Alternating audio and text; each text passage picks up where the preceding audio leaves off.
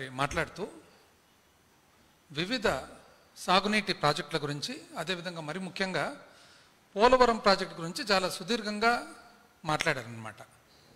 ఏమన్నారు? పోలవరం ప్రాజెక్టులో చాలా సమస్యలు ఉన్నాయి. Land acquisition, contractor litigation, right main canal litigation, ఇవన్నీ 1 by 1 అధిగమిస్తూ వచ్చాం. 2019కి 72% పూర్తి చేశాం. డయాఫ్రమ్ వాల్ 100% చేశాం. స్పిల్వే 100% చేశాం. స్పిల్వే కాంక్రీట్ 82% చేశాం. 75% స్పిల్ ఛానల్ వర్క్స్ అయ్యాయి. 70% కాఫర్ డ్యామ్ వర్క్స్. ఆర్ఎంసి 100% పూర్తి చేసి 82% అర్త్ వర్క్, లైనింగ్ అన్ని పూర్తి చేశాం.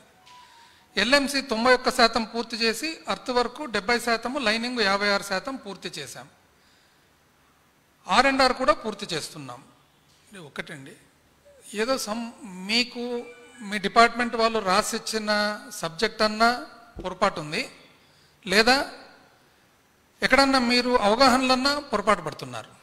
ఎందుకంటే మీరేమంటున్నారు? ఆర్ఎంసి 100% పూర్తి చేశాం అంటే 100% పూర్తి అయిపోయింది కదా, మళ్ళా 82% అర్త్ వర్క్ పూర్తి చేశాము. ఇంకా 100% పూర్తి అయినాక 82% అర్త్ వర్క్ ఏముంది? ఇంకా అర్త్ వర్క్ లేకుండానే 100% పూర్తయిందా? లైనింగు అన్నీ పూర్తి చేశాం. అర్త్ వర్క్ 82% ఉంటే లైనింగ్ ఎట్లా పూర్తి చేస్తారు? ఎల్ఎంసి 91% పూర్తి చేసి అర్త్ వర్క్ 70% చేశాం. 91% ఏమో పూర్తి అయిపోయింది ఎల్ఎంసి అంటే ఎడమ కెనాలు, కానీ 70% లైనింగ్ పనులు 56% పూర్తి చేశాం. అసలు ఎక్కడో సంథింగ్ రాంగ్ వస్తుందండి. నిజం చెప్పాలంటే టెక్నికల్ సైడ్ పోతే ఇప్పటికి అందరికీ అర్థమైంది. పోలవరం ప్రాజెక్టు ఈరోజు ఇబ్బందుల్లో ఉందంటే ప్రధానమైన కారకులు మీరే అని ఒకటొకటి చెప్పుకుంటూ వస్తాయి. ఎందుకని శాంక్షన్ నుంచి ఆ పని ఎగ్జిక్యూషను నిర్వహణ మీరు తీసుకున్నప్పటి నుంచి ఎక్కడే కానీ మాకు తెలిసి అర్థమై మీకు అవగాహన లోపం కనపడుతుందన్నమాట. అసలు మీరు స్పిల్ ఛానల్, మన ఇన్లెట్ ఛానల్, అవుట్లెట్ ఛానల్ పూర్తి కాకుండా, రివర్ను నదిని డైవర్ట్ చేయకుండా, మీరు కాఫర్ డ్యామ్ పూర్తి కాకుండా డయాఫ్రమ్ వాల్ ఎట్లా కట్టినారండి? ఏ విధంగా కట్టినారు? అసలు నీళ్లను, గోదావరి నది నీళ్లను ఆపకుండా, గోదావరి నీళ్లను మళ్లించకుండా మీరు నది మధ్యలో గోడ ఎట్లా కట్టుకుంటూ పోతున్నారు? అంటే గోదావరి నది ఫ్లడ్, ఆ వరదను ఎట్లా తట్టుకుంటుంది అది? అసలు కాఫర్ డ్యామ్ ఎందుకు కట్టేది? నీళ్ళను ఆపేదానికి. నీళ్లను మళ్ళించాలంటే మీరు స్పిల్వే డ్యామ్ పూర్తి కాకుండా మీరు ఏ విధంగా చేయగలుగుతారు? R&R పూర్తి చేసినారండి మీరు? R&R చెప్తా ఎంత చేసినారండి.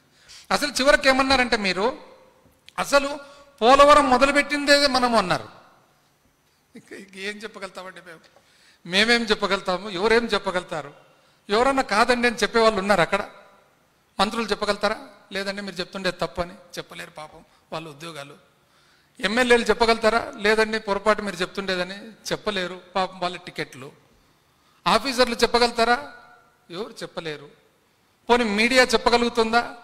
ఒకరో ఇద్దరో చెప్తున్నారు, మిగతా వాళ్ళందరూ ఎట్లున్నారంటే ఆశ్చర్యకరంగా ఉన్నారనమాట. పోలవరం ఏంటి సార్, నాగార్జున సాగర్ కూడా మీరే కదా కట్టిండేది అనేది ఎట్లున్నారనమాట. ఆయన ఒకవేళ చంద్రబాబు నాయుడు గారు ఒకవేళ నాగార్జున సాగర్ నేనా ఎప్పుడు అంటే, లేదు సార్ మీరు మర్చిపోయినట్టున్నారు, అది కూడా మీరే కట్టిండేదని చెప్పేటట్లు ఉన్నారనమాట మీడియా. ఇంకా మేమేం చెప్పగలుగుతాం? మిగిలేదు ఎవరు? ప్రతిపక్షం మేము ఉన్నాం. ఇంకా మేమేం మాట్లాడినా ఆయనకు కోపం వస్తుంది. మేము మాట్లాడకుండా ఊరుకుందామంటే ప్రజలు ఏమంటారు తెలిసిన? ప్రజలు కూడా అట్లే చేస్తారు. ఏం సార్ మీరు ప్రతిపక్ష పార్టీతో పోచేయడంలే అంటారు. ఆయన కోప్పడుతున్నాడే, స్వామి మీరు ఎలక్షన్లు ఏమో అట్లా చెప్తారు, మళ్ళీ ఇప్పుడు వచ్చి మా దగ్గరికి ఇట్లా చెప్తారంటే మళ్ళీ వాళ్ళు పలకరన్నమాట. మేము ఏదైనా ప్రతిపక్ష పాత్ర పోషిస్తే ఇది తప్పు అని అంటే మాత్రం మీరు కోపం అంటారు. చాలా విపరీతమైన కోపం వస్తుంది ఈ మధ్యలో. మాట్లాడితే కేసులు అంటారు. ఇంక ఏం చెప్పాలబ్బా మేము? అసలు ఇది విచిత్రము.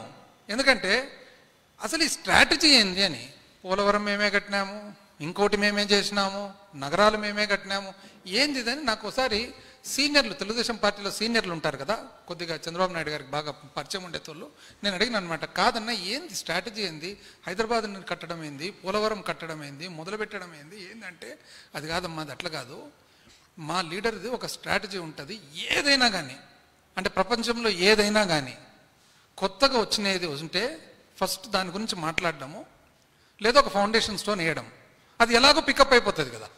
పికప్ అయినప్పుడు నేనే కదా మొదలుపెట్టిండేది అని చెప్పొచ్చు అనేది స్ట్రాటజీ ఇది మాది. ఈ స్ట్రాటజీ ప్రకారంగా మేము నడుస్తున్నామని చెప్పి ఆయన నాకు చెప్పడం జరిగిందనమాట. ఇప్పుడు ఈ సమస్యను ఎట్లా ఎదుర్కొండేది అని ప్రతిపక్షంగా మాకు ఒకప్పుడు సౌండ్ ఆఫ్ మ్యూజిక్ అని చాలా గొప్ప సినిమా 1940లో 50లో వచ్చింది. ప్రపంచ చరిత్రలో ఇంగ్లీష్ సినిమాలలో ఒక గొప్ప సినిమా. దాదాపు 5 or 7 ఆస్కర్ అవార్డ్స్ వచ్చినాయి. ఈ రోజు కూడా సౌండ్ ఆఫ్ మ్యూజిక్ అంటే ఎన్నిసార్లు రిలీజ్ చేసినా కూడా రిలీజు అది హిట్టే. దాంట్లో ఒక బ్రహ్మాండమైన పాట ఉందన్నమాట, world wide hit, how to solve a problem like Mariya అని. మరియా అనే ఒక క్యారెక్టర్ ఉంటారనమాట. ఆ మరియాలో ఉండే ప్రాబ్లం ఎట్లా సాల్వ్ చేయాలనేది ఒక అద్భుతమైన పాట. ఇప్పుడు ఇది మాకు ఎట్లుందంటే how to solve this problem అన్నీ మేమే చేసినామంటారు. మేము ఒప్పుకుంటేనేమో ప్రజలు మీరు ఇట్లా ఒప్పుకుంటారు అని అంటారు అనమాట. ఒప్పుకోకుంటేనేమో కోపం వస్తుంది. ఎట్లా రోజంతా ఒకటి చెప్పడము మేము బయట కాదనడం, ఒకటి చెప్పడం మేము బయట కాదనడం. ఇది కాక మళ్ళీ కొత్తగా ఏమన్నా తెలిసిన, అసలు కుప్పవనికి నీళ్ళు ఇచ్చినాము, ఇది నాకు సంతోషంగా ఉందని. ఎట్లండి, ఫిబ్రవరి 26, 2024 ఫిబ్రవరి 26వ తేదీ కుప్పానికి నీళ్ళు ఇచ్చిన మాట వాస్తవమా కాదా? మరి మీరు నేనే ఇచ్చినామంటే మేము ఎక్కడ ఇవన్నీ పోరాడుకుంటుండేది? అసలు పోలవరం ప్రాజెక్టు విషయానికి వస్తే నిజం చెప్పాలంటే ఎప్పుడు అది 1941-42లో ఫస్ట్ కట్టాలని అనుకునేది. ఆ తర్వాత రాజశేఖర రెడ్డి గారు ముఖ్యమంత్రి అయ్యే వరకు ఏ ప్రోగ్రెస్ లేదు దాంట్లో. మధ్యలో ఒక్కసారి 1980లో అంజయ్య గారు ఒక ఫౌండేషన్ స్టోన్ వేయడం జరిగింది. రాజశేఖర రెడ్డి గారు ముఖ్యమంత్రి అయిన తర్వాత కాదా మొత్తం పోలవరం ప్రాజెక్ట్ పనులన్నీ స్టార్ట్ అయిండేది. అసలు పర్యావరణ అనుమతి ఎప్పుడండి వచ్చిండేది? అక్టోబర్ 2005. మళ్ళా వన్యప్రాణుల రక్షణ అనుమతి ఎప్పుడండి వచ్చిండేది? జూలై 2006. పునరావాస ప్రణాళిక అనుమతి ఎప్పుడండి వచ్చిండేది? ఏప్రిల్ 2007. మరి సుప్రీంకోర్టు ద్వారా పాపికొండల వన్యప్రాణుల సంరక్షణ కేంద్రం మళ్లింపు అనుమతి ఎప్పటి నుండి వచ్చిండేది? సెప్టెంబర్ 2008. అటవీ శాఖ స్టేజ్ 1 మొదటి స్టేజ్ ఎప్పుడండి అనుమతి వచ్చిండేది? డిసెంబర్ 2008. కేంద్ర ప్రణాళిక శాఖ అనుమతి అండి ఎప్పుడు వచ్చిండేది? ప్లానింగ్ కమిషన్ అనుమతి ఫిబ్రవరి 2009. సిడబ్ల్యూసి సెంట్రల్ వాటర్ కమిషన్ సాంకేతిక అనుమతి అండి ఎప్పుడండి వచ్చిండేది? జనవరి 2009. కేంద్ర ఆర్థిక శాఖ కమిటీ అనుమతి ఎప్పుడండి వచ్చిండేది? ఫైనాన్స్ డిపార్ట్మెంటు మార్చి 2009. అటవీ శాఖ అనుమతి స్టేజ్ 2 ఎప్పుడండి వచ్చిండేది? జూలై 2010. కానీ మీరు చెప్తారు మీరే మొదలుపెట్టినారని. ఇంకా మేము ఏం చెప్పాలా, ఎవరికి చెప్పాలి? పదే అసలు పని మొదలు పెట్టిండేది 24/3/2005 స్పిల్వే మరియు అనుబంధ పనులకు 634 కోట్లకు అప్పుడు టెండర్ జరిగిన మాట వాస్తవమా కాదా? ఎప్పుడు? 2005 స్పిల్వే డ్యామ్, మెయిన్ డ్యామ్.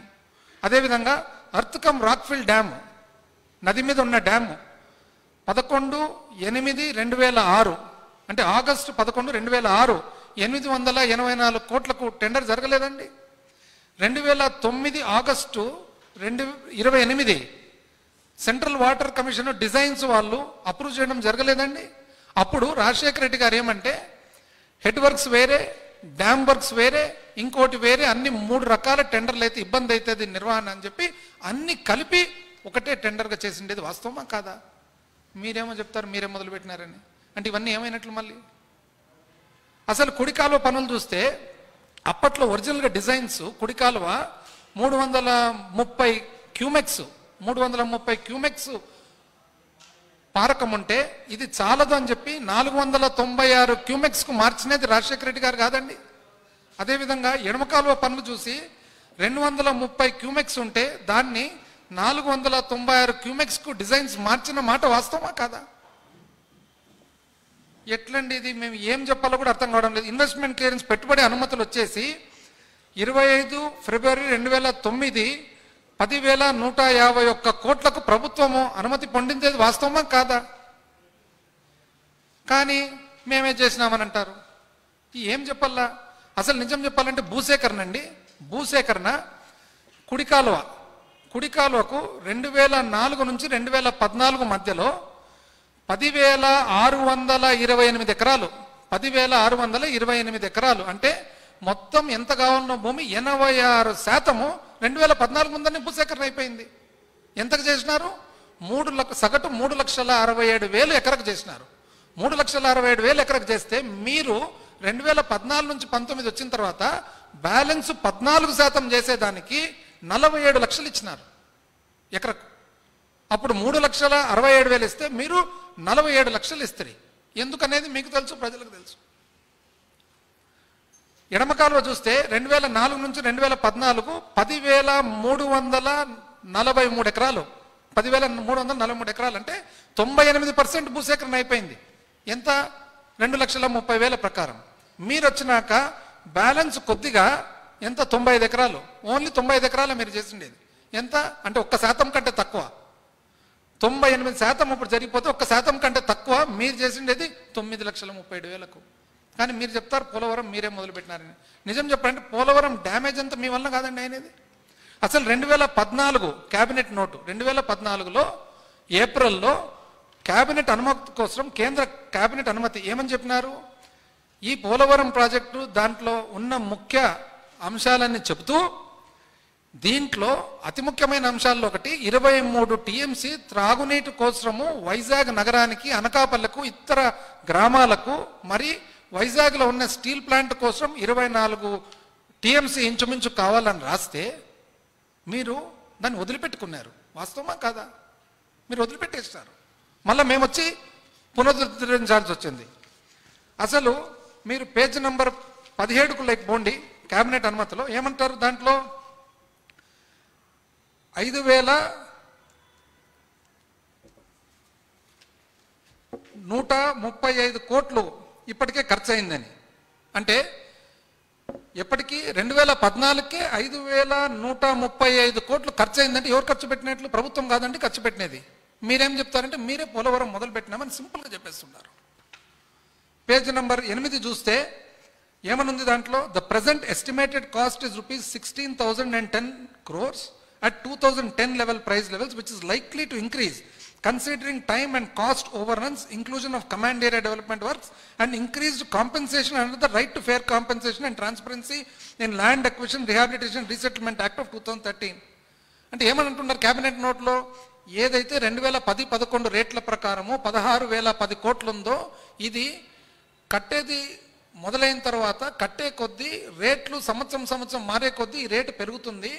భూసేకరణ చట్టం 2014-13 కొత్తగా వచ్చింది కాబట్టి దానివల్ల కూడా పెరుగుతుందంటే మీరు వదిలిపెట్టుకున్నారు. అంటే క్యాబినెట్ నోట్లో వాళ్ళు పెరగబోతుందంటే మీరేమో దాన్ని వదిలిపెట్టేసినారు. ఆ తర్వాత ఫైనల్గా క్యాబినెట్ అప్రూవల్ కోసం పోయినప్పుడు ఏమనుందండి?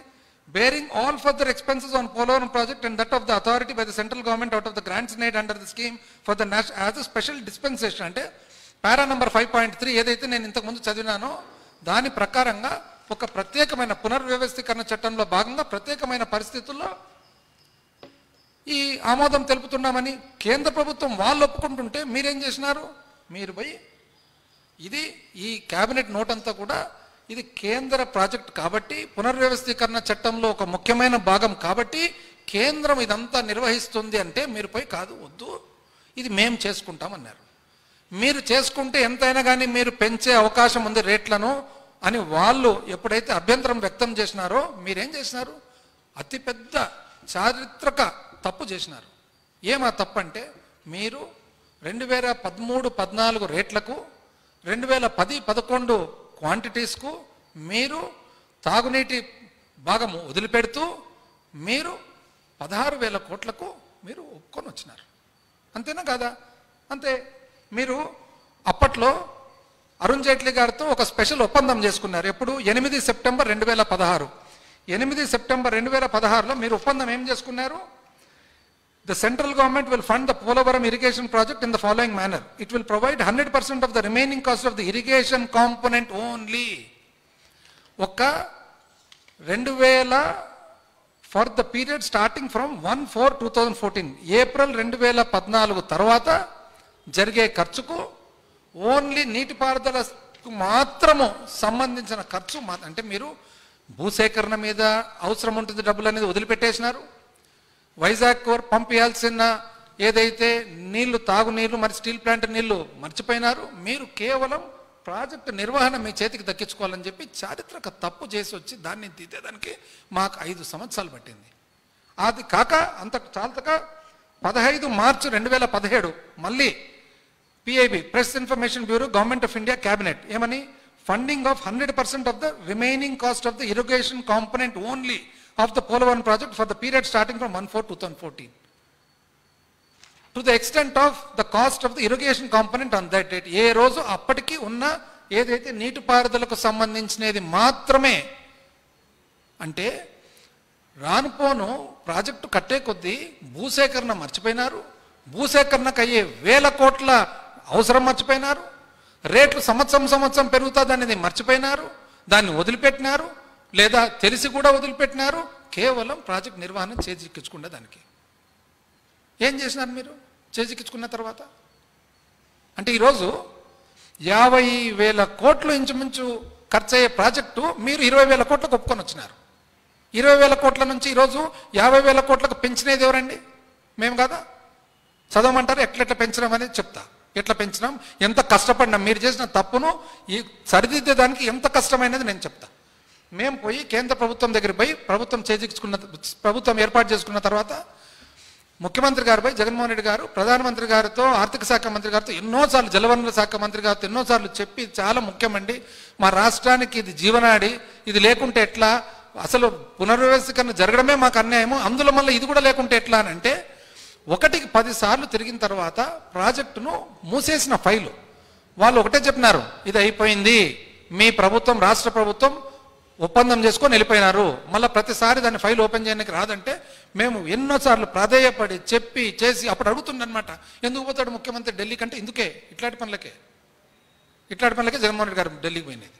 పోయిన తర్వాత ఆడికి పోయి చేసిన తర్వాత దాన్ని 2 ఫేజ్లుగా మార్చి 41.15 ఒక ఫేసు, 45.72 మీటర్లు ఒక ఫేజ్ పెట్టి మొదటి ఫేజ్లో 2వ ఫేజ్ వరకు కూడా ప్రాజెక్టు కట్టేటట్లు భూసేకరణ మాత్రము 2 సంవత్సరాలు నీళ్లు నింపిన తర్వాత 3వ సంవత్సరం 2వ విడత భూసేకరణ చేసేటట్లు ఒప్పందం చేసుకొని వచ్చినాం. చెప్పంటారు ఎట్లాని? ఫస్ట్ ఎంతో కరస్పాండెన్స్లో ఇదొకటి. ఎప్పుడిది? 22/12/2021. 22/12/2021 ఎక్కడండి? పోలవరం ప్రాజెక్ట్ అథారిటీ నుంచి పోలవరం ప్రాజెక్ట్ అథారిటీకి సెంట్రల్ వాటర్ కమిషన్ రాసిన ఉత్తరం 24/12/2021 అంటే 21 సంవత్సరం. ఎవరు? గవర్నమెంట్ ఆఫ్ ఆంధ్రప్రదేశ్ ప్రభుత్వము మన ఎవరైతే జలవనరుల శాఖ సెక్రటరీ ఉన్నారో సెక్రటరీ ఎవరికి రాసిండేది? మన ministry of Jal Shakti New Delhi రాసిండేది. 20 November 2021 ఎవరికి రాసిండేది? ఇది జాయింట్ కమిషనర్ జలశక్తికి రాసిండేది ఎవరు? రాసిండేది వచ్చేసి member secretary Polavaram project authority. 11 November 2021 ఇది ఎవరికి రాసిండేది? సెక్రటరీ అంటే మన ఆంధ్రప్రదేశ్ రాష్ట్ర ప్రభుత్వము పోలవరం ప్రాజెక్ట్ అథారిటీకి రాసిన ఉత్తరం. ఇవన్నీ ఏంటివి? ఇవన్నీ ఎట్లంటే 41.15 లెవెల్కు ఈ లాభాలు ఉంటాయి, 45.72 లెవెల్కు ఈ లాభాలు ఉంటాయి, దయచేసి ఇమ్మీడియట్గా పని ఈ కొత్త రేట్ల ప్రకారం దీన్ని చూడండి. ఆ తర్వాత 10 జనవరి 2022 ఎవరండి? ఆంధ్రప్రదేశ్ ప్రభుత్వం ఎవరికి రాసినారు? పోలవరం ప్రాజెక్ట్ అథారిటీకి. ఏమని? ఇంక్లూజన్ ఆఫ్ వాటర్ కామన్ అంటే వైజాగ్కు సంబంధించిన 7,000 కోట్ల నీటి తాగునీటి ఏదైతే భాగం ఉందో అది శాంక్షన్ ఇవ్వండి, మన వాళ్ళు వదిలిపెట్టుకునేది అంటే 2014-19 వదిలిపెట్టుకునేది. ఆ తర్వాత జనవరి 20, 2022 ఎవరండి ఇది రాసిండేది? సెంట్రల్ వాటర్ కమిషన్కు సిడబ్ల్యూసికి రాసిండేది ఎవరు? రాసిండేది వచ్చేసి మెంబర్ సెక్రటరీ పిపిఏ. దేని గురించి ఇది? 41.15లో లాభాలేమి, 45.72లో లాభాలేమి అని చెప్పి. అదేవిధంగా 17 ఫిబ్రవరి 2022 ఆంధ్రప్రదేశ్ రాష్ట్ర ప్రభుత్వము పోలవరం ప్రాజెక్ట్ అథారిటీకి రాసిండేది సేమ్ అదే. ఇవన్నీ రాసి 10 సార్లు 20 సార్లు తిరిగిన తర్వాత ఒప్పించిన తర్వాత ఫైనల్గా జూన్ 5, 2023లో ఏదైతే అంతకుముందు ప్రభుత్వం 2014 నుంచి 19 ప్రభుత్వము పోలవరం ప్రాజెక్టు వదిలిపెట్టినారో ఇంచుమించు దాన్ని మళ్ళీ ఫైల్ ఓపెన్ చేసేదానికి అప్పుడు కేంద్ర ప్రభుత్వం ముందుకొచ్చి ఈ విధంగా ఈ కొత్త ఏదైతే కొత్త అవసరం ఉందో 41.15 లెవెల్కు 12,911 కోట్లు 12,911 కోట్లు. ఎందుకంటే కొత్త రేట్లకు అదేవిధంగా వైజాగ్కు సంబంధించిన తాగునీటి కాంపొనెంట్ ఏదైతే ఉందో ఇవన్నీ కలిపి ఇది డయాఫ్రామ్ వాల్ అయిన డ్యామేజ్ ఇవన్నీ కలిపి 12,918 కోట్లు ఇచ్చేదానికి ఆమోదం తెలిపింది. ఆమోదం తెలిపిన తర్వాత క్యాబినెట్కి పోయింది. క్యాబినెట్ ఎప్పుడండి పోయిండేది? క్యాబినెట్కి పోయిన దాంట్లో ఇది పిఐబి నోటు.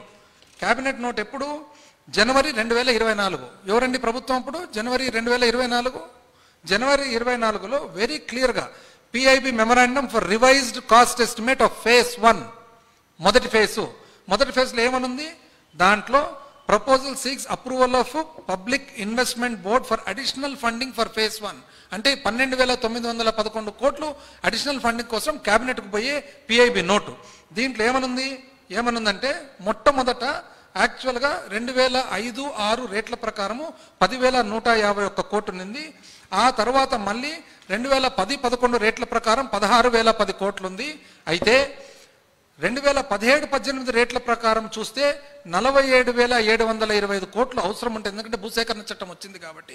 ఇవన్నీ రాసేటప్పుడు ఇంత లోపల 2016లో మీరు పోయి 20,000 కోట్లకు ఒప్పుకొని వచ్చిన వల్ల కాదండి ఇదంతా. ఆ రోజు మీరు నిర్వహణ తీసుకోకుండా కేంద్ర ప్రభుత్వాన్ని నిర్వహించమని అంటే ఈ ప్రాబ్లం ఉండేది. అసలు తీసుకున్న తర్వాత ఫైనల్గా ఫేజ్ 1 కోసము 41.15 లెవెల్కు the government of Andhra Pradesh has submitted the revised cost estimate for phase 1 of PIP for 36,500 crores. అయితే దాన్ని 30,436 కోట్లకు మొదటి ఫేజ్కు ఒప్పుకుంది. అంటే 12,911 కోట్లు అదనంగా ఫస్ట్ ఫేజ్కి తేవాల్సి వచ్చింది. మీరేమన్నారు ఆ రోజు? ఫేజ్ 1 ఎట్లయితే దాంట్లోనే రాండి. పేజ్ 3లో ఏమనుంది? The phase 1 of the project proposed to be complete March 2026 phase 1 పూర్తి కావాలి. phase 2 of the reservoir shall be filled up to full reservoir level of 45.72 మీటర్లు అంటే 150 అడుగులు and balance land acquisition R&R along with corresponding remaining project component shall be carried out. అంటే మేము ఎట్లా మాట్లాడుకొని వచ్చినాము? మొట్టమొదట 41.15 లెవెల్కు మొత్తం డ్యామ్ అన్ని కంప్లీట్ అయ్యేటట్లు, నీళ్లు నింపేటట్లు 2 సంవత్సరాలు నీళ్లు నింపే వరకు వెనకాల డ్యామ్ ఫుల్ హైట్ పోయేదానికి రాదు. సంవత్సరం కొద్ది పెంచుతారు. పెంచే కొద్దీ ఒక్క పునరావాసము భూసేకరణ మాత్రం ఒక్కొక్క సంవత్సరం మళ్ళీ అదనంగా తీసుకునేటట్లు మాట్లాడుకొని మీరు 20,000 కోట్లకు ఒప్పుకొని వచ్చిన దాన్ని మేము 47,000 కోట్లకు మేము తిరిగి ఒప్పించినాం. మీరండి పోలవరం ప్రాజెక్ట్ పూర్తి చేసిండేది, మొదలుపెట్టిండేది. ఎంత అన్యాయం అండి! ఒరే అసలు ఆశ్చర్యంగా ఉంది. అసలు చెప్పాలంటే కూడా ఆశ్చర్యంగా ఉంది. పేజ్ 7కు రాండి. బ్యాలెన్స్ అమౌంట్ 12,000 చిల్లర కోట్లు. దాని తర్వాత పేజ్ 14కు రాండి. 41.15 లెవెల్కు దాన్ని ఏమేమి అనుకూలంగా జరిగే అభివృద్ధి ఏముంది, 45.72కు ఉన్న బెనిఫిట్ ఏముంది అనేది వెరీ క్లియర్గా ఉంది. ఇంత చేసి తెస్తే మీరు ఈరోజు మాకు చెప్తే ఇది ఎట్లండి? మీరు ఇది కాక మళ్ళీ మీరు వచ్చినారు 2024 వచ్చిన తర్వాత ఎంత మీకు అసలు అవగాహన అది ఏమవుతుంది అని వచ్చినారా? వచ్చిన తర్వాత ఏం చేసినారు తెలుసా? 6 సెప్టెంబర్ 2024 అంటే సెప్టెంబర్లో మీరే కదా వచ్చినది 2024. మేమంతా చేసి క్యాబినెట్ వరకు పోయిన తర్వాత ఎప్పుడైతే ఎన్నికల రిజల్ట్స్ వచ్చినాయో కొత్త క్యాబినెట్ వచ్చింది, అప్రూవల్ సేమ్ ఇదే నోటే అప్రూవ్ చేసినారు. అప్రూవ్ చేసిన తర్వాత ఏమైంది? మీకు ఫస్ట్ డబ్బులు వదిలిపెడుతున్నారు అనమాట. డబ్బులు వదిలిపెట్టేటప్పుడు పైన సబ్జెక్ట్ ఏమనుంది? Revised cost for completion of Polavaram irrigation project with water storage up to 41.15 meters that is minimum draught. అంటే ఎక్కడే కానీ ఇట్లా ఫేజ్ 1 అని ఉందండి. మళ్ళీ మొదటికి తెస్తారు. అవునే వాళ్ళు ఇట్లా రాసినారు, కేంద్ర ప్రభుత్వం రాసినారు. మీరు దీనికి అబ్జెక్షన్ తెలపకుంటే ఇది మొత్తానికి కాదు సార్, ఇది ఓన్లీ ఫేజ్ 1 కానీ మీరు అబ్జెక్షన్ తెలియకుంటే మళ్ళీ మామూలేనా? అంటే ఫేజ్ 2 ఎక్కడ పోయినట్లు? మళ్ళీ మేము భయపడి మళ్ళీ మా ఎంపీ ఎవరితో వైవి సుబ్బారెడ్డి గారితో మళ్ళీ ఒక లెటర్ పెట్టించాం. ఏది క్వశ్చన్ ఇచ్చాం. ఏమని క్వశ్చన్? పార్లమెంట్లో ఇది ఏంది లెక్క అని చెప్పి రాస్తే అప్పుడు మళ్ళీ వాళ్ళు ఒప్పుకున్నారు. ఏమని? ఇది ఫేజ్ 1కు ఫేజ్ 2కు మళ్ళీ తర్వాత ఇస్తామని చెప్పేసి. Which included construction of the project component such as dam, spillway and appurtenant structures for full reservoir. అంటే ఏమన్నా దీంట్లో ఇది 2 ఫేజ్లో ఉంది. అయితే ఫేజ్ 1లో ఇచ్చే డబ్బులు మొత్తం డ్యాము పూర్తి లెవెల్కు కంప్లీట్ అవుతుంది. ఫేజ్ 2లో బ్యాలెన్స్ మిగిలిన పునరావాసం, మిగిలిన భూసేకరణ మాత్రం చేసేదానికని చెప్పి. అంటే ఏమేమి మేము సాధించినది ఏమేమి? మీరు ఒరిజినల్గా 20,398 కోట్లకు మీరు ఒప్పుకొని వచ్చేసినారు. ఒప్పుకొని వస్తే మేము దాన్ని 47,725 కోట్లకు పెంచినాం. పెంచి అందులో ఫేజ్ 1 మొదటి ఫేజ్లో 30,436 కోట్లకు అనుమతి తెచ్చినాం. అనుమతి తెచ్చి బ్యాలెన్స్ అంటే ఈ 30,436 కోట్లు ఫేజ్ 1కు మేము ఏమైతే సాధించినామో అందులో బ్యాలెన్స్ డబ్బులు 12,911 కోట్లు మీకు ఇప్పుడు వచ్చింది. అయితే ఫేజ్ 2లో మేము సాధించిన దాంట్లో 47,725 కోట్లలో 30,000 కోట్లు పోతే ఇంచుమించు ఇంకొక 17,500 కోట్లు ఫేజ్ 2లో మీకు రాబోతుంది. మేము మాది ఎట్లుందంటే పరిస్థితి ఎవరికి చెప్పుకోవాలి ఇవన్నీ? ఎవరన్నా రాసేతోళ్ళు ఉన్నారా? దాంట్లో నీతి నిజాయితీ ఏమన్నా చూసేతోళ్ళు ఉన్నారు? ఎవరు లేరు. నేను పోలవరం కట్టినా అంటే కాదు మర్చిపోయినా సార్, సాగర్ కూడా నువ్వే సార్ కట్టిండేదని చెప్తోళ్ళు ఉన్నారు. ఇది కాక ఈ మధ్యలో మీకు మేము సాధించిన డబ్బుల్లో నుంచి మీకు డబ్బులు వచ్చినాయి. ఏం చేసినారు దాంట్లో? మొదటి విడత మేము సాధించిన డబ్బులో మీకు వచ్చిన, మీరు ప్రభుత్వం ఏర్పాటు చేసుకున్న తర్వాత అక్టోబర్ 9వ తారీఖు 2024 అక్టోబరు మీకు 2,348 కోట్లు వస్తే 2,348 కోట్లు మీరు ఏం చేసినారు? SNA account. ఎస్ఎన్ఏ అకౌంట్ ఏమి సింగిల్ నోడల్ ఏజెన్సీ అంటే గవర్నమెంట్కి ఇస్తే వాడుకుంటారని చెప్పి ఒక సపరేట్ బ్యాంక్ అకౌంట్లో పెట్టండి స్వామి అంటే పెట్టలే. పెట్టకుంటే జలశక్తి వాళ్ళు కోప్పడినారు. కోపడిన తర్వాత ఎట్టకేలకు అంటే అక్టోబర్ 9 మీకు వస్తే ఎట్టకేలకు మీకు ఎప్పుడు జనవరి 14 అంటే అక్టోబర్ 2024లో మీకు డబ్బులు వస్తే జనవరి 25లో మీరు దాన్ని ఖర్చు చేస్తారు. అంతవరకు వేరే దానికి వాడుకున్నారు. పోనేది అయిపోయిందా? రెండో విడత. ఆ రెండో విడత ఎక్కడి నుంచి వచ్చింది? మేము సాధించినది. మీకు ఎప్పుడు వచ్చింది? అది మార్చి 12 వచ్చింది. మార్చి 12 ఎంత వచ్చింది? 2,700 కోట్లు వచ్చింది. 2,700 కోట్లు మీకు వస్తే 200 కోట్లు దాన్ని పోలవరానికి వాడి 2,500 కోట్లు మాత్రం పక్కకు మళ్ళీ ఇచ్చినారు. ఇప్పటి వరకు ఎక్కడ ఉండే తెలియదు. 2,500 కోట్లు మళ్ళీ రెండో విడత మళ్ళీ ఇచ్చినారు. ఎవరికి చెప్పాలండి ఇవన్నీ? ఇంకా ఏం చేయాలనో దానితో మళ్ళీ ఇప్పుడు కొత్తగా 5 ఏళ్లలో 60,000 కోట్లు సాగునీటి ప్రాజెక్టులకు ఖర్చు చేస్తాం. హంద్రీ నివా నీళ్లు తీసుకువెళ్ళి కుప్పం ప్రజలకు రుణం. ఎట్లండి? మీరు పెద్దోళ్ళు, మీరు అన్ని రకాలుగా పెద్దోళ్ళు, ఏమన్నంటే కోప్పడతారు. మీరు 26 ఫిబ్రవరి నీళ్ళు ఇచ్చినాం కదండి కుప్పంకు, మళ్ళీ మీరు కుప్పంకు నీళ్ళు ఇచ్చినామని చెప్తే ఇంకా మేము ఏం చెప్పాలా? హంద్రీ నీవా గాలేరు నగరితో సీమకు సాగునీరు ఇస్తాం. మంచిది. దాని సంగతి కూడా చూడాలి కదా. చెప్పిన తర్వాత చెప్తారు, మీరు ఏదో ఒకటి అంటారు, మేము దానికి మళ్ళీ వచ్చి వాస్తవాలు చెప్పాలా. వాస్తవం చెప్తేనేమో మీకు కోపం వస్తుంది. వాస్తవం ఏమి? వాస్తవం చెప్తాను. అన్ని ప్రాజెక్టులు మీరే అని అన్నారు. కరెక్టే, మీరే. వాస్తవానికి 2004లో మరి జలయజ్ఞం చేపట్టిన తర్వాత రాజశేఖర్ గారు ముఖ్యమంత్రి అయిన తర్వాత 83 ప్రాజెక్టులు మొదలు పెడితే 83 ప్రాజెక్టులు గాను తాను ఉన్న కాలానికి, తాను చనిపోయిన తర్వాత కొంతకాలానికి 2014 ముందర 43 ప్రాజెక్టులు పూర్తయినాయి. 83కు 43 పూర్తయితాయి. 43 పూర్తయిన తర్వాత 32 లక్షల ఎకరాలకు సాగునీరు ఇవ్వడం జరిగింది. 32 లక్షల ఎకరాలు ఆయకట్టు చేయడం జరిగింది. మీరేమో హంద్రీ నీవా అంటారు. హంద్రీ నీవా ఒరిజినల్ స్టోరీ ఏమి? మీరు ఎప్పుడో 1996లో ఫౌండేషన్ స్టోన్ వేసినారు, వదిలిపెట్టేసినారు. మీరు ఎంత ఖర్చు పెట్టినారండి? 2004లో మీరు దిగిపోయే వరకు, 1996 నుంచి 2004 మీరు దిగిపోయే వరకు చూస్తే మీరు 13 కోట్లు మాత్రమే ఖర్చు పెట్టిండేది. 14 అనుకుందాంలేండి చిలుకు. 14 కోట్లు దేనికి ఖర్చు పెట్టినారంటే మీరు 14 కోట్లు మీరు ఖర్చు పెట్టిండేది బహిరంగ సభలకు, ఉద్యోగుల జీతాలకు. 9 సంవత్సరాలు మీరు ఖర్చు పెడితే రాజశేఖర రెడ్డి గారు ముఖ్యమంత్రి అయిన తర్వాత కొన్ని సంవత్సరాలు తను చనిపోయిన తర్వాత అన్ని కలుపుకుంటే 6,950 కోట్లు హంద్రీ నీవాకు 6,950 కోట్లు ఖర్చు పెట్టి 80% పనులు పూర్తయ్యడం జరిగింది. శ్రీశైలం నుంచి 795 అడుగులకే లెవెల్కే ముచ్చుమర్రి దగ్గర ఆగస్టు 31, 2007 పంపింగ్ స్టార్ట్ చేయడం జరిగింది. మీరు చూస్తే హంద్రీ నీవా నేనే చేసిన అంటారు. అంటే ఎక్కడ 14 కోట్లు, ఎక్కడ 6,950 కోట్లు, ఎక్కడ ఆగస్టు 31, 2007?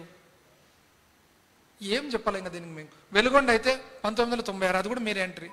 వెలుగొండ ప్రాజెక్టు మీరు ఫౌండేషన్ స్టోన్ 1996లో వేస్తే 1 రూపాయి ఖర్చు పెట్టలే. ఖర్చు పెట్టంటే రాజశేఖర రెడ్డి గారు ముఖ్యమంత్రి అయిన తర్వాత 3,580 కోట్లు అప్పట్లో ఖర్చు పెట్టి మేజర్ పోర్షన్, ఒక సింహభాగం పనులన్నీ కూడా పూర్తి చేయడం జరిగిందనమాట. ఆ తర్వాత జగన్మోహన్ రెడ్డి గారు ముఖ్యమంత్రి అయిన తర్వాత 1000 చిల్లర కోట్లు ఖర్చు పెట్టి వెలుగొండ టన్నల్, ఇంచుమించు ఆసియాలో ఒక పెద్ద టన్నల్, అది పూర్తి చేయడం జరిగింది. వాస్తవమా కాదా? అదేవిధంగా మీరేం చేసినారని మాకు ప్రశ్న. మాకు 1 సంవత్సరం మీ బాధ, 2 సంవత్సరాలు కోవిడ్ బాధ, మిగిలినది 2 సంవత్సరాలు. 2 సంవత్సరాలు మేము చేసిన దాంట్లో చెప్తా. మిగిలిపోయిన జలయజ్ఞం పనులలో జగన్మోహన్ రెడ్డి గారు ముఖ్యమంత్రి అయిన తర్వాత సంగం బ్యారేజ్ పూర్తి చేయడం జరగలేదా? నెల్లూరు బ్యారేజ్ పూర్తి చేయడం జరగలేదా? గాలేరు నగరి పనులు జరగలేదా? వెలుగొండ సొరంగాలు పూర్తి కాలేదా? పులిచింతల, సోమశిల, కందలేరు, చిత్రావతి, గండికోట, బ్రహ్మసాగర్ పునరావాసం జరగలేదా? ఎన్ని కోట్లని పునరావాసానికి ఖర్చు పెట్టిండేది? మరి ఈ పీరియడ్లో కొత్తగా 5 లక్షల కోట్లకు నీళ్ళు ఇచ్చిన మాట వాస్తవమా కాదా? మీరేం చేసినారని ప్రశ్న చెప్తే ఏం మేము గొంతు చుంచుకొని చెప్పాల్సిందే కానీ చెప్పేతోళ్ళు ఎవరు, రాసేతోళ్ళు ఎవరులే. ఇది కాక ఈ మధ్యలోనే కొత్తగా రైతులకు సంబంధించినది యూరియా ఇష్యూ. యూరియా అయితే ఒకవైపు ఏమో ఏమంటున్నారు, అసలు భయభ్రాంతులు అంటారు చూడు, భయభ్రాంతులు సృష్టిస్తట్లు రైతుల ముసుగులో రాజకీయం చేస్తే ఖబర్దార్, మనుషుల పశువుల తప్పుడు వార్తలు రాస్తే ఖబర్దార్ ఈనాడు.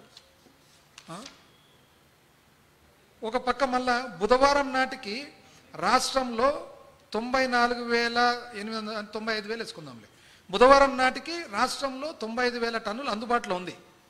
వచ్చే 10 రోజుల్లో 30,000 టన్నులు వస్తుంది. అంటే అప్పుడు ఎంత అయినట్లు? 95, 30, 125 ప్లస్ తాజాగా 53,000 టన్నులు మళ్ళీ కేటం ఇస్తాను అనింది.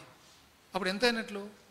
ఒక 95,000 వేసుకుందాము, ఒక 30, 125, ఒక 55 వేసుకుందాంలే, 180. కానీ 2,70,000 టన్నులు అందుబాటులోకి వచ్చింది అంటారు. ఏంది లెక్కలేండి అని మీరే చెప్తారు. ఆడ చూస్తే ఆ లెక్కలు, ఈడ చూస్తే ఈ లెక్కలు. 2,70,000 టన్నులు ఉంది అని మీరే అంటారు, 95,000 ఈరోజు చేతిలో ఉందని మీరే అంటున్నారు, 30 వస్తుంది అని అంటున్నారు, 55 శాంక్షన్ అయింది అని అంటున్నారు. కానీ రైతుల ముసుగులో రాజకీయం చేస్తే ఖబర్దార్. మేమేం చేసినామండి? ప్రతిపక్ష పార్టీ రైతుల తరఫున పోయి మాట్లాడాలన్నా లేదా వద్దా? ఏదన్నా సవరణ చేస్తే సరిపోతుంది కదా, ప్రతిపక్షమే ఉండకూడదు అసలు అని చెప్పేసి. మళ్ళీ ఇది ఏబిఎన్ ఫేక్ల పని పడతాం, రైతుల ముసుగులో వైసీపీ రాజకీయం, ఎరువుల రవాణాను అడ్డుకుంటుంది. ఎవరు అడ్డుకుంటున్నారండి? అడ్డుకుంటే తోలు ఎవరు చెప్తాను, నేను చెప్తా ఎవరు అడ్డుకుంటున్నారు ఇది. దాని తర్వాత ఈ ఇటుపక్క చూస్తేనేమో కలెక్టర్ కాన్ఫరెన్స్లో యూరియాపై ఏమని సరఫరాలో విఫలమయ్యాం, కలెక్టర్ల సభలో సీఎం చంద్రబాబు గారు మీరే చెప్తున్నారు ఒకవైపు సరఫరాలో విఫలమైపోయినామని. ఈనాడు యూరియా వాడకం తగ్గిస్తే బస్తాకు 800 ఇస్తాం. ఎందుకు ఈ కన్ఫ్యూజన్ అని. ఇప్పుడు మేమేం చేసినాము, అయ్యా తక్కువ ఉంది అని అన్నాం. తక్కువ ఉంది అని అంటే మీరు ఒప్పుకోరు. కొంతమంది ఆర్డీఓకు, ఏం పెద్ద ఆర్డీఓకు ఒక రైతుల తరఫున రిప్రజెంటేషన్ ఇచ్చేదానికి పోతే మొత్తం ఇక్కడికక్కడ ఆపి ఆంక్షలు విధించి ఎవరెవరికి. కన్నబాబు గారు ఫార్మర్ అగ్రికల్చర్ మినిస్టర్, ఆయన 3 సంవత్సరాలు వ్యవసాయ శాఖ మంత్రిగా ఉన్నారు. ఆయన బయటకు వస్తానంటే, ఇంటి బయటకు వచ్చిన చూడు, నీ మీద నువ్వు పొరపాటున ఏమైనా జరిగినంటే ఇవన్నీ నేను లోపలికి ఇస్తామని చెప్పి భయపడిస్తారు. పరిస్థితి. ఆయన ఇరిగేషన్ మినిస్టర్ పాపం అంబటి రాంబాబు, ఆయనకు అదే పరిస్థితి.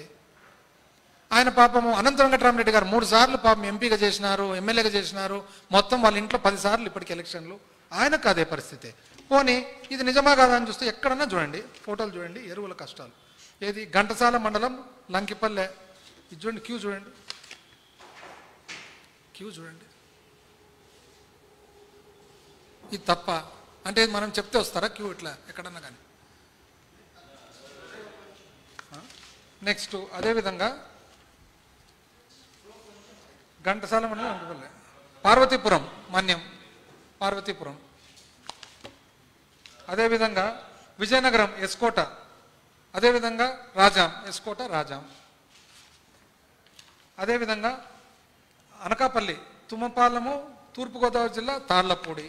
ఇది చూడండి, ఎవరైనా చూస్తే ఎలక్షన్లు ఏమో అనుకుంటారు, క్యూలో నిలబడినది కానిస్టేబుల్ మళ్ళీ పక్కన డిట్టో ఎలక్షన్ మాదిరి ఉంది ఇది.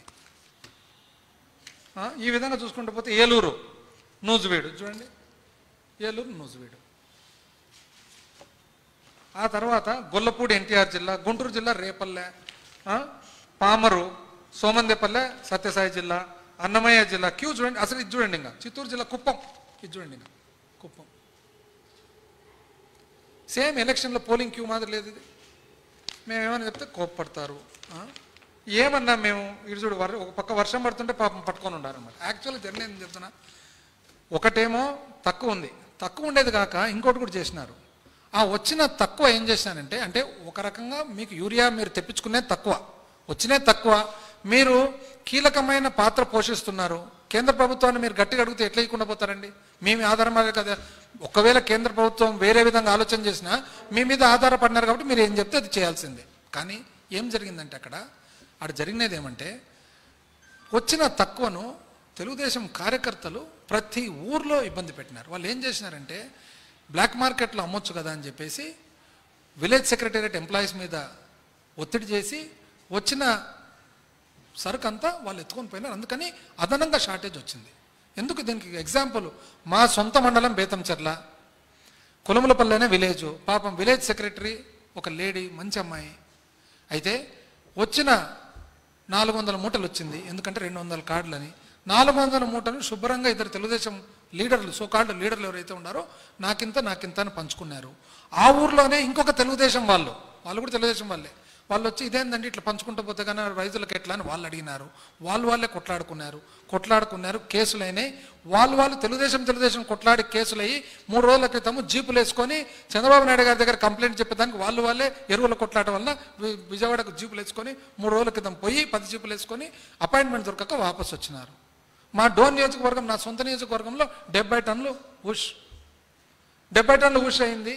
ఆడ దాని కన్సర్న్డ్ ఆఫీసర్ని అడిగితే ఏమంటారు తెలిసిన, నన్ను ఎవ్వరేం చేసుకోలేరు, నాకు పైనుంచి బ్లెస్సింగ్స్ అంటారు. అంటే పైన అంటే ఎవరని పైనుంచి బ్లెస్సింగ్స్.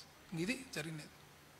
ఇది ఇట్లుంటే మళ్ళా రైతుల పరిస్థితి చూడండి. మేమేమన్నా అడిగినామనుకో వెంటనే కోపం.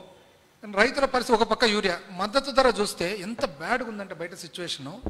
మద్దతు ధర చూస్తే అసలు మిరప అయితే 2023-24 మిరప మద్దతు ధర 7,000 ఉన్నింది. కానీ దక్కిన ధర ఎంత? 21,000 నుంచి 27,000 మిరప. సరే సైక్లిక్.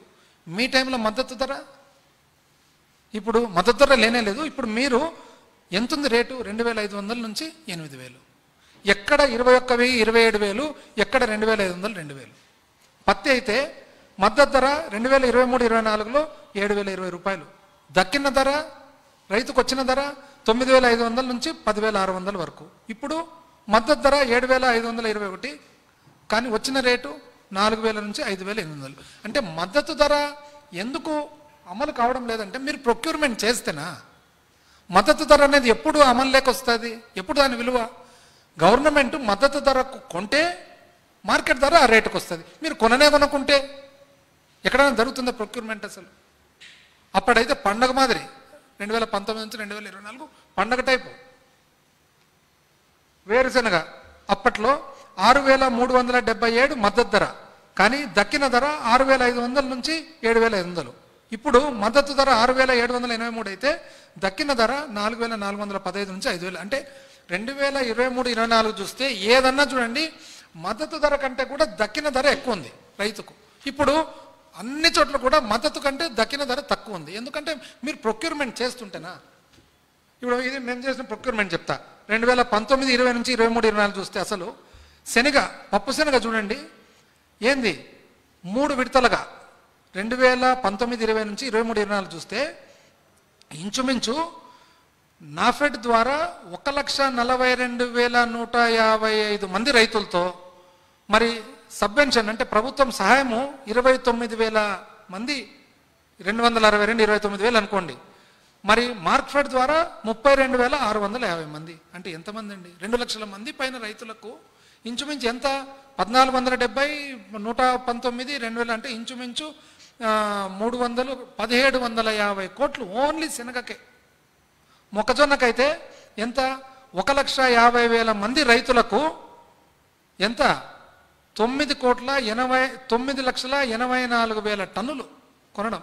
ఎంత? 2,180 కోట్లు. ఇది ప్రొక్యూర్మెంట్ అంటే. ఇప్పుడు ఏమైనా ప్రొక్యూర్మెంట్ వినపడుతుందా ప్రొక్యూర్మెంట్ అని? అసలు ఎన్నికల నాటికి మీరేం చెప్తారు? అప్పుడు 2014 మొత్తం రుణమంతా మాఫీ ఎంట్రీ, ఇంకోటి ఎంట్రీ చేసినది ఏముందండి దాంట్లో? ఏమైనా చేస్తారా? మీరు చేసింది అరకొర చేసి దానికి తోడు స్కేల్ ఆఫ్ ఫైనాన్స్ అని చెప్పి రైతులకు పుట్టే అప్పు కూడా పుట్టకుండా చేస్తారు. ఇప్పుడు అదే సేమ్ థింగ్ వైఎస్ఆర్సీపీ ప్రభుత్వం వచ్చిన తర్వాత జగన్మోహన్ రెడ్డి గారు ముఖ్యమంత్రిగా ఉన్నప్పుడు వైఎస్ఆర్ రైతు భరోసా ఎంత ఇచ్చిండేది? 2019-20 46,70,000 రైతులు, 46,70,000 రైతులు, 6,173 కోట్లు. అదేవిధంగా చూసుకుంటూ పోతే ఎంతమంది రైతులు? 46,70,000. 2020-21లో 51,60,000 రైతులు, 2021-22లో 52,38,000 రైతులు. అదేవిధంగా 2023-24 వచ్చేటప్పటికి 53,58,000. అంటే టోటల్ 34,288 కోట్లు ఇవ్వడం జరిగింది. కౌలుదారులకైతే అసలు కౌలు రైతులకైతే ఎవరైనా పట్టించుకున్నారు ఇంతకుముందు? కౌలు రైతులు మీరు చూడండి, CCRC కార్డ్స్, కౌలు రైతుల కార్డులు ఇచ్చినది 2019-20 2,72,500 మంది, 2021 వచ్చేటప్పటికి 4,14,770 మంది, 21-22 వచ్చేటప్పటికి 5,24,200 మంది, 2023-24 వచ్చేటప్పటికి 8,31,800 అంటే 8,32,000 మంది కౌలు రైతుల కార్డ్స్ ఇచ్చి వాళ్ళకి ఇచ్చిన బీమా అసలు కోట్లు బీమా, పంట నష్ట పరిహారము కోట్లు అంటే మొత్తం మీద బీమానే 731 కోటి బీమా, 424 కోట్లు పంట నష్ట పరిహారం ఎవరు? కౌలు రైతులకు.